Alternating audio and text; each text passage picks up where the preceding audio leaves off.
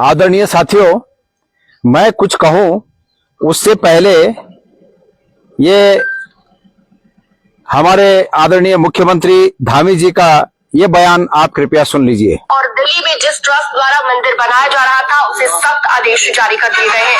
मुख्यमंत्री पुष्कर सिंह धामी आज रुद्रप्रयाग में लोगों को वर्चुअली संबोधित करते हुए ये बात उनकी तरफ से कही गई है।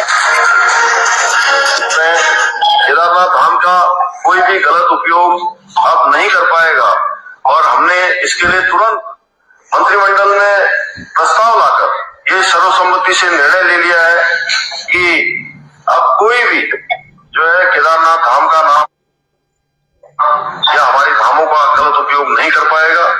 और अभी जो पिछले दिनों जो वहाँ जो मंदिर बन रहा था उनको मंदिर बनाने वालों को भी स्पष्ट तरीके से कह दिया गया है कि वहाँ पर इस प्रकार के नाम का बिल्कुल भी उल्लेख न करें, किसी अन्य नाम से वो मंदिर का निर्माण करें। माननीय मुख्यमंत्री जी का यह बयान अभी आप लोगों ने सुना, जिसमें वो कह रहे हैं कि हमारे मंत्रिमंडल ने यह निर्णय लिया है कि दिल्ली में स्थित वो संस्था इस नाम से मंदिर नहीं बना सकेगी उनके आदेश के बाद। और उनका ये कहना है कि हमने उनसे बात भी कर ली है और उन्होंने ये बात मुख्यमंत्री जी की मान भी ली है।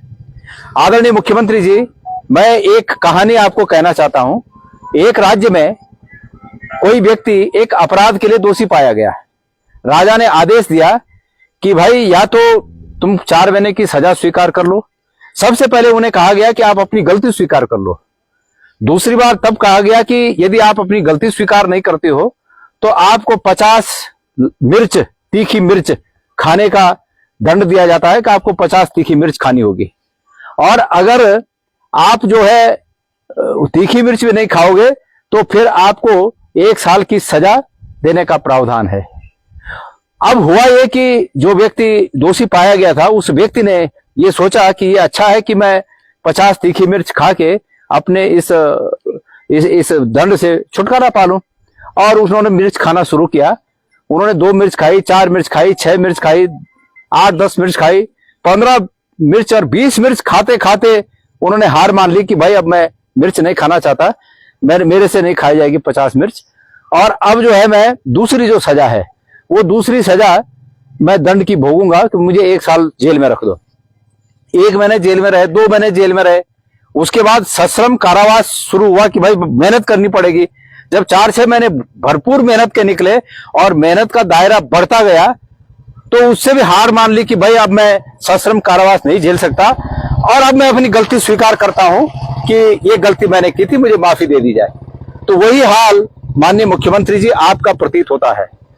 हम पहले दिन से कह रहे हैं कि ये मंदिर बनाने में जिस प्रकार से केदारनाथ से शिला ले जाकर आप वहां उस प्रोग्राम में शामिल हुए, आपने अपने मुखारबिंद से ये बातें कही कि केदारनाथ में जो लोग दर्शन नहीं कर पाएंगे वो अब केदारनाथ धाम दिल्ली में आकर दर्शन कर सकते हैं। आपको माफी मांगनी पड़ेगी। नंबर 1 बात, आज आपने ये कहा कि हमारे मंत्रिमंडल ने ये कहा है कि वहां पर कोई भी इस नाम से मंदिर नहीं बनाएगा।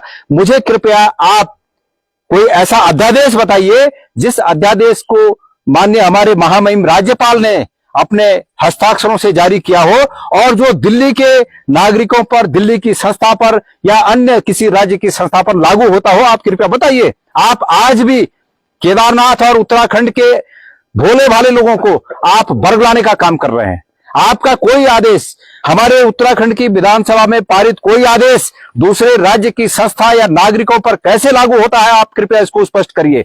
आप ये स्पष्ट करिए कि आप क्या आधार है आपका। आपके मुंह से बोलने से ठीक हो जाता है। ये तो आपने 2 महीने पहले भी कह दिया था।